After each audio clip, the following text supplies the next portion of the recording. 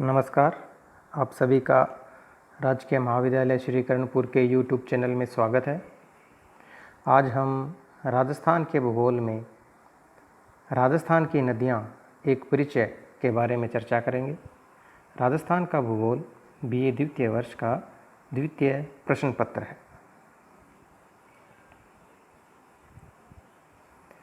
जल की कमी होने के कारण राजस्थान में नदियों का विशेष महत्व है। क्यों? क्योंकि राजस्थान देश का शुष्क प्रदेश है, यानी यहाँ पर वर्षा बहुत ही कम मात्रा में होती है, इसलिए नदियों का यहाँ विशेष महत्व है।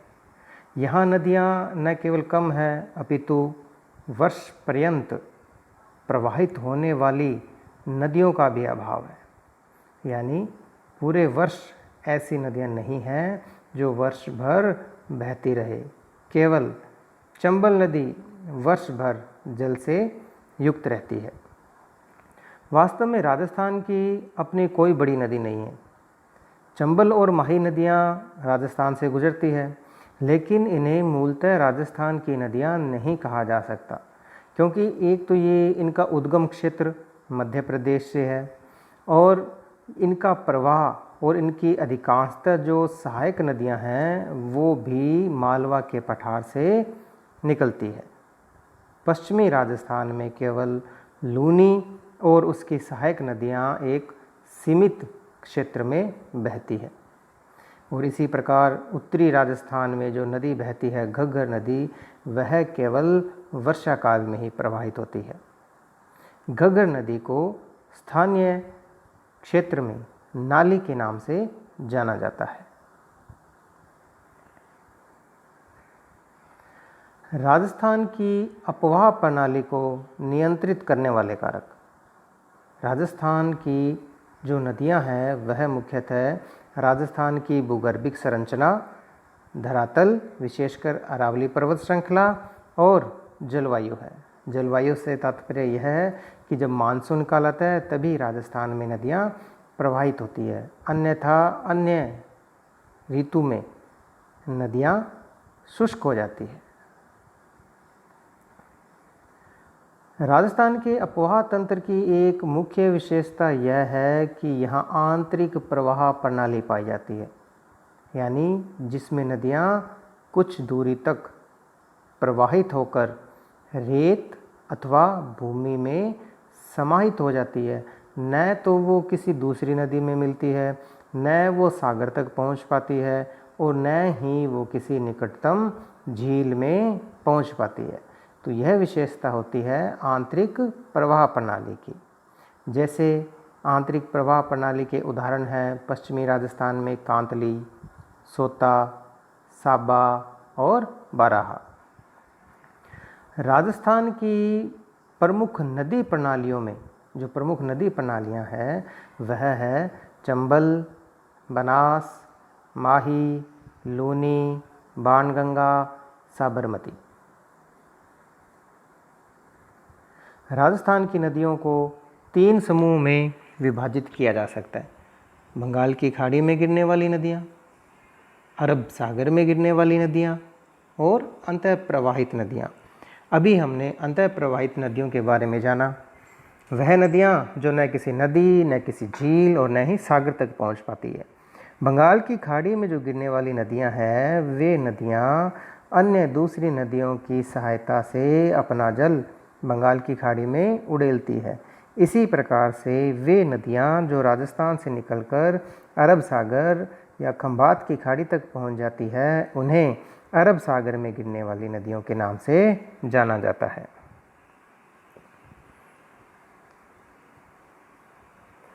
इस मानचित्र में हम राजस्थान की मुख्य नदी बेसिन को देख सकते हैं।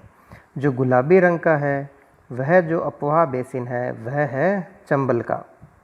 चंबल नदी मध्य प्रदेश से निकलकर राजस्थान में प्रवेश करती है, फिर कोटा बूंदी की सीमा बनाती हुई आगे राजस्थान और मध्य प्रदेश की सीमा बनाती हुई यमुना नदी में गिरती है। और इसका अपवाह बेसिन जैसे बारा, झालावाड़, कोटा, बूंदी, चित्तौड़गढ़ है। इसी प्रकार से जो ऑरेंज कलर है वह है बनास नदी का।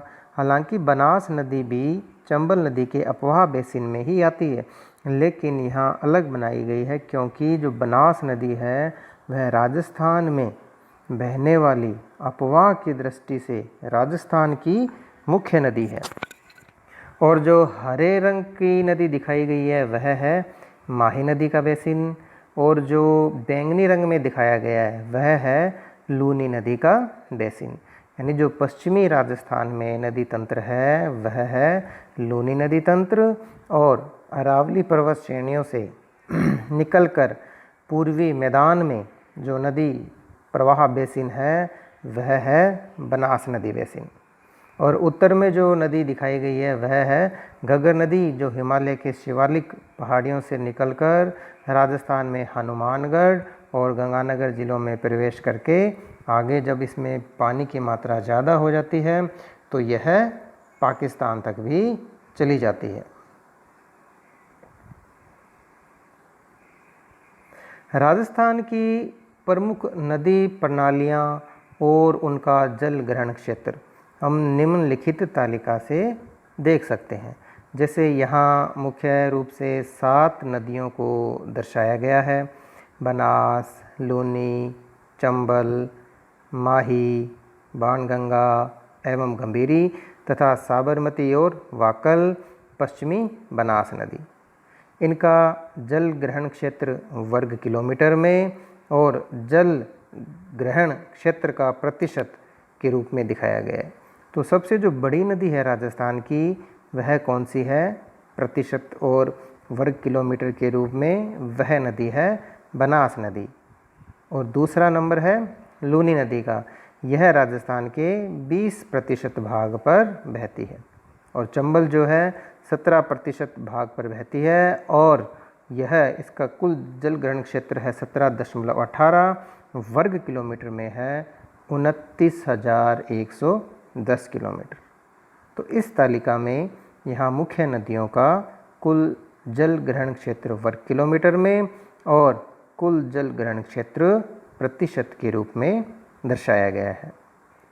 यह था राजस्थान की नदी बेसिन की एक विशेषताएं, राजस्थान की नदियों का एक परिचय, जिसमें हमने चंबल नदी, माही, बनास और लूनी नदी बेसिन के बारे में जाना। यह मुख्यतः नदियाँ जैसे लूनी नदी की सहायक नदी, बनास नदी की सहायक नदियाँ ये अरावली पर्वत श्रेणी से निकलती है, और चंबल और जो माही नदियाँ हैं वे नदियाँ निकलती है मध्य प्रदेश में विंध्याचल पर्वत से। तो